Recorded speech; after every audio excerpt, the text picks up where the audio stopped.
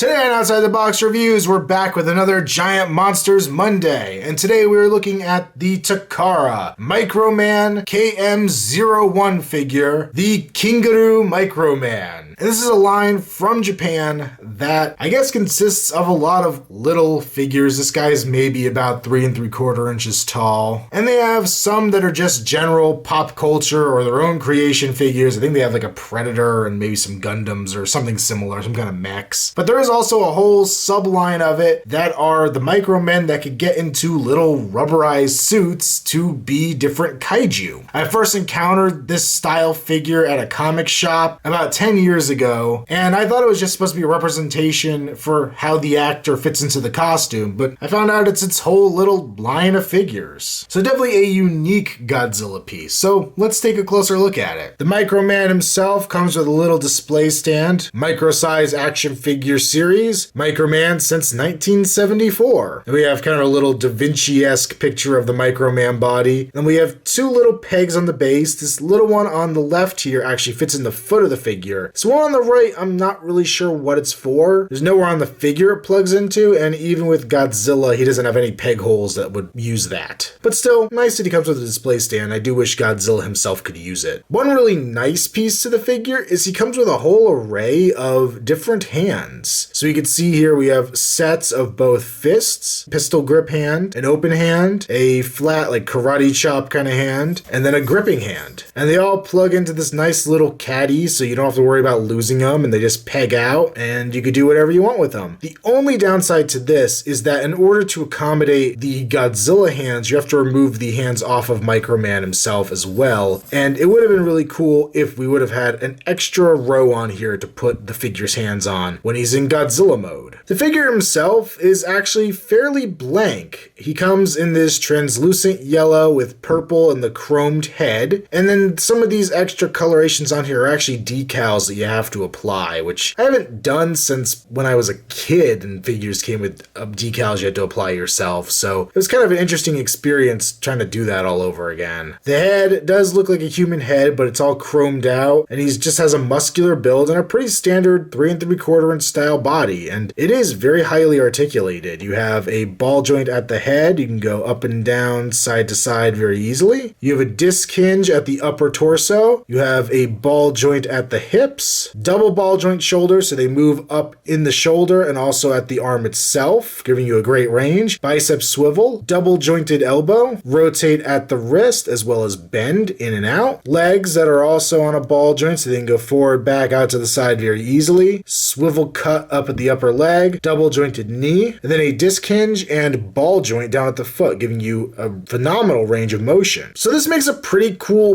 base figure because it has more articulation than your average Marvel Universe body, which is pretty cool. It does have some screw holes down here on the leg you can clearly see, and the fact that he's translucent plastic and just very odd colors makes it feel a little wasted, to be quite honest. The figure itself is cool and all, but if you're buying this set, I assume most people would be buying this for the Godzilla feature, and you're never gonna see this guy once he goes inside Godzilla. And spoiler alert, most of this articulation doesn't transfer over once he's inside the suit. So it's cool that he has all this, he has all the hands, but this part is something that I could kind of care less about, and really at the end of the day doesn't make too much of a difference. For Godzilla, we have 2 feet here. You have to unpeg Microman's feet and then peg these into the ball joint at the bottom. Similarly, you have 2 hands that will peg into his wrists, and the rest of the suit is one big rubberized piece. You can see obviously missing those extremities. Then he has a gap here at the back, and that's where you actually insert the figure through. And Godzilla also comes with this plug that will go in the back, where you have the fins, and that will cover up the back, leaving no trace of the Microman within. Now, I've done this once or twice before, and it is a pain. And part of me would like to actually leave this on camera and show you guys, but it's gonna take forever, and quite honestly, it's gonna take even longer if I'm doing it with my hands in front of the camera. So, unfortunately, you don't get to watch me struggle with this one. But just trust me, it's gonna take a while. And here we have Godzilla as portrayed in the original 1954 film, with the Microman snugly inside. This didn't take me nearly as long as it did the first time to get him in the suit, but it still was pretty aggravating. You basically have to get the Microman in there, which is a chore in itself because he's pretty much the height of this figure and the hole is not nearly that large. And then you have to kind of thread his limbs down into the rubberized limbs themselves, and it just can be a pain. But I think the sculpting on this is pretty good. The likeness to the original suit is definitely there. He's got his mouth permanently opened in a roar. The painting's pretty nice on there. He's got his sharp teeth and the fangs that were very trademark to that first suit. He's got his little ears. The eyes are a little bit wonky if you look at them from the front, but most of the time you'll be seeing the suit from the side, and on either side they look okay. He of course has his dorsal plates going down the back. These are on the head, and there's the insert here. It has a little section that's supposed to plug in at the top, but it doesn't go all the way in, so it's left protruding a little bit in this segment, which is a bit of a bummer, but the spines overall look decent. They're nicely painted. The whole suit's a nice charcoal gray. The tail, you can see it's almost a separate piece. It doesn't disconnect, but it kind of feels different. It's a little more rigid than the rest of the costume, which probably helps in the long run. The rest of the body's pretty nicely textured. He's got his 4-fingered hands going on here, and then his little 4-clawed toes with a little thumb toe on the inside. Looking pretty decent. Now that the Microman's inside, we can see the articulation is pretty much all lost. The arms will move a little forward and back, a little out to the side, and bend a little at the elbow, but the suit really keeps them from retaining those poses. The hands now only swivel. There's no hinge in these, and they feel a little delicate. The legs can move forward a little bit, but they tend to kind of try to move together. You of course still have a little bit of a knee bend, and then the ball joint and hinge at the foot. And on the feet, the suit's like too short on one side, so it always kind of pulls up and reveals the joint a little bit, which is a bit of a bummer. So overall, I think this figure is better in concept than it is in execution. The idea, I think, is really neat because this is fairly similar to how the actual actor would get in the suit. There's usually a hole in the dorsal fins, they'd climb in, and they'd be Godzilla. But it seems that Takara was more interested in giving us a cool 3 3/4 inch action figure, and the Godzilla suit, while it's really well sculpted and painted, almost feels like an afterthought to some degree, just for the fact that it doesn't function all that well. All that great articulation that I would love to have on any 3 3/4 inch figure just goes nowhere when it's put inside the rubberized body. But taking that aside, as just a static piece, something I'm not going to move around much, I think it's a really cool looking representation of the original Godzilla. But just because you lose a lot out of it, it is going to go in the Mystery Science Theater fodder category, but very barely. It was very on the fence. It's just a middle of the road piece. Fortunately, you could come across him for not a whole lot of money if you shop around. I think he cost me maybe about $15 shipped, and for an imported figure, that's not much at all. Takara has also done a few different versions of these figures with different Godzilla suits. They each came with a different Microman inside, different colorations and stickers on them. I think the head sculpt varied as well. But they did a Godzilla suit from Final Wars, and they did two packs. They did the 1964 version of Godzilla and the 1964 version of King Ghidorah as a 2-pack, and they also did a non-Godzilla 2-pack featuring Megalon and Jet Jaguar. Unfortunately, that one goes for a lot of money on the secondary market, because that's one I'd actually be interested in getting, because I love Jet Jaguar, and I wonder if Jet Jaguar could function a little better as a Microman, seeing as he is just a robot himself anyway. They've also done some Gamera ones, I think the original Showa era Gamera, as well as a Gauss, I believe. So if you are a kaiju fan, you could actually start a nice little mini collection with these, and it's not going to take up a whole lot of room to display them either. Make sure you check me out on Instagram, username Outside the Box Reviews. Also check me out on Facebook, link below. And until next time, this has been another Giant Monsters Monday Outside the Box Reviews. Sayonara.